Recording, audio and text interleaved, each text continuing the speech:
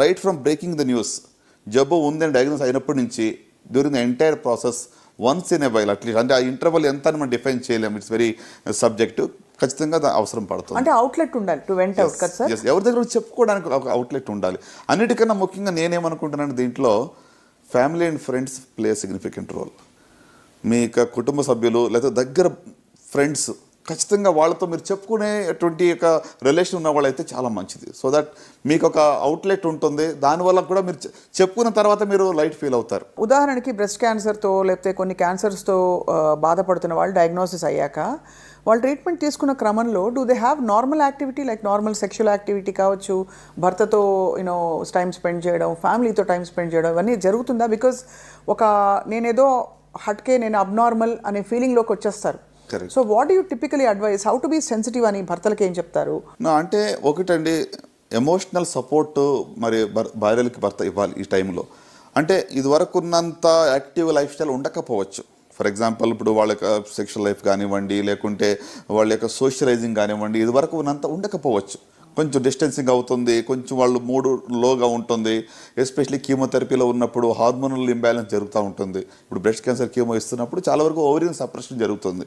So కాబట్టి oestrogen position యొక్క levels తక్కువ ఉంటాయి. సో అలాంటి అప్పుడు మరి స్పౌస్ అర్థం చేసుకోవాలి. సో వాళ్ళకి సపోర్ట్ చేస్తూ, వాళ్ళని ఎంకరేజ్ చేస్తూ, అంటే ఒకటండి ఇందులో బయటపడాలంటే వన్ వే ఈజ్ స్పౌస్ కానీ ఫ్యామిలీ ఫ్రెండ్స్, అంత మాత్రం కాదు, సోషలైజింగ్ కూడా ఇంపార్టెంట్. మనం ఐసోలేట్ చేసుకుని లోపలని ఎవరికి కనబడకుండా మనం ఐసోలేట్గా ఉండాలంటే యూ కెనాట్ బీట్ ఇట్. ఏదో రకంగా సమ్ యాక్టివిటీస్లో బయటకు రావడం చాలా ఇంపార్టెంట్. ఇక్కడ సార్ ఈ కాంటెక్స్లో again extension of this very sensitive question, చాలామంది బ్రెస్ట్ క్యాన్సర్తో బాధపడి బ్రెస్ట్ రిమూవల్ తప్పనిసరి పరిస్థితుల్లో మీరు సర్జరీ చేసేయాల్సి వస్తుంది sir. How do people deal with that? విమెన్కి అది చాలా పెద్ద ఒక స్టిగ్మా లాగా ఉండిపోతుంది. నేను 100% చాలా, అంటే దిస్ ఈజ్ వెరీ రెలవెంట్ అండి. మీరు ఈ ప్రశ్న ఎంత ప్రాముఖ్యం అంటే, ఒక ఆడవాళ్ళకి మరి బ్రెస్ట్ అనేటువంటిది it's a symbol of their womanhood. ఒక రకంగా చెప్పాలంటే ఒక ఆర్గన్ మనం తీసేస్తున్నామంటే మరి ఒక సైకలాజికల్గా చాలా ఇంపాక్ట్ ఉంటుంది. అంటే అందుకే నేను చెప్తున్నాను కదా, ఈ ఇటీవల ట్రీట్మెంట్స్లో ఎట్లా ఉందంటే టోటల్ ఆర్గన్ రిమూవల్ లేదు. ఇప్పుడు అర్లీ డయాగ్నోసిస్ అయితే ఓన్లీ బ్రెస్ట్ కన్జర్వింగ్ సర్జరీ చేస్తున్నాం. సో ఇదివరకు రాడికల్ మాస్టెక్టమీస్ అని చేసేవాళ్ళం, తర్వాత మోడిఫైడ్ రాడికల్ మాస్టెక్టమీస్, ఇప్పుడు బ్రెస్ట్ కన్జర్వింగ్ సర్జరీస్ అని చేస్తున్నాం. ఈక్వల్ అవుట్కమ్స్తో, అంటే ఏంటి, అర్లీ స్టేజ్లో డయాగ్నోస్ అయితేనే బ్రెస్ట్ కన్జర్వింగ్ సర్జరీ పాసిబుల్ ఉంటుంది. పెద్ద గడ్డ వచ్చినప్పుడు చేయలేకపోవచ్చు, రొమ్ము పూర్తిగా తీసే అవకాశం ఎక్కువగా ఉంటుంది. సో కనుక ఒకవేళ రొమ్ము పూర్తిగా తీయవలసి వచ్చినా కూడా ప్యానిక్ అవ్వాల్సిన అవసరం లేదు. ఎందుకంటే there are lot of reconstruction options today. అవును, సేమ్ సిట్టింగ్లో రీకన్స్ట్రక్షన్ చేయొచ్చు, లేకపోతే ట్రీట్మెంట్ అయిన తర్వాత కూడా బ్రెస్ట్ రీకన్స్ట్రక్షన్ చేయవచ్చు. తమ ఓన్ టిష్యూస్తోనే చేయొచ్చు, లేకుంటే బయట నుంచి ఒక ప్రాసెస్ పెట్టానే కూడా రీకన్స్ట్రక్షన్ చేయవచ్చు.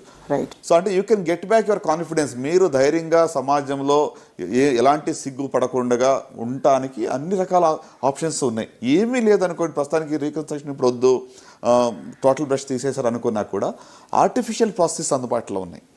సో అట్లీస్ట్ అంటే అవి మనం వాడుకొని కూడా you can easily move around. అంటే నలుగురు మధ్యలో వెళ్ళాలి, నాకు ఎంతో సిగ్గుగా ఉంటుందని భయపడే అవసరం లేదు. చాలామంది నా ఫ్రెండ్స్ ఉన్నారు సార్, ఒవేరియన్ క్యాన్సర్ లేదు, ఓవరీస్లోకి అది వ్యాప్తి చెందుతోందనే ఒక భయంతో ఓవరీస్ కూడా తీసేసిన వాళ్ళు, they feel less of a woman. Correct డెఫినెట్గా అండి. అంటే ఎస్పెషల్లీ బ్రెస్ట్ క్యాన్సర్లో యంగర్ ఉమెన్లో, ప్రీ మెనోపాజల్లో ఓవరియన్ సప్రెషన్ అనేది ఒక ట్రీట్మెంటే. ఇక హార్మోన్ థెరపీలో కూడా ఓవరీ సప్రెస్ అవుతుంది, కీమోతో కూడా సప్రెస్ అవుతుంది. అలాగే కొంతమందికి ట్రీట్మెంట్ కానీ ఓవరీస్ తీసేస్తాం. అవును. సో కాబట్టి definitely they will go through this. అంటే ఈ యొక్క హార్మోనల్ ఇంబ్యాలెన్స్ వల్ల విమెన్హుడ్ అనేటువంటిది తగ్గింది అనేటువంటిది వాళ్ళకి ఫీలింగ్ ఉంటుంది. సో దీనికి దట్స్ వాట్, అంటే సపోర్ట్ చాలా ఇంపార్టెంట్. అన్ని రకాలుగా friends, families, counsellors, doctors, society at large is responsible.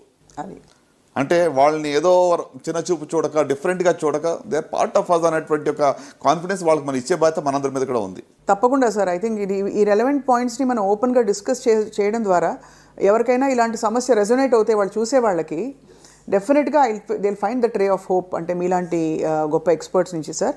ఈ కాంటెక్స్లో before I close this segment sir, చాలామంది మనకి ప్రముఖులు, సోనాలి బేంద్రే, అలాగే వీ హ్యావ్ మమతా మోహన్ దాస్, వీళ్ళందరూ క్యాన్సర్ బారిన పడి బయటపడ్డవాళ్ళు సార్.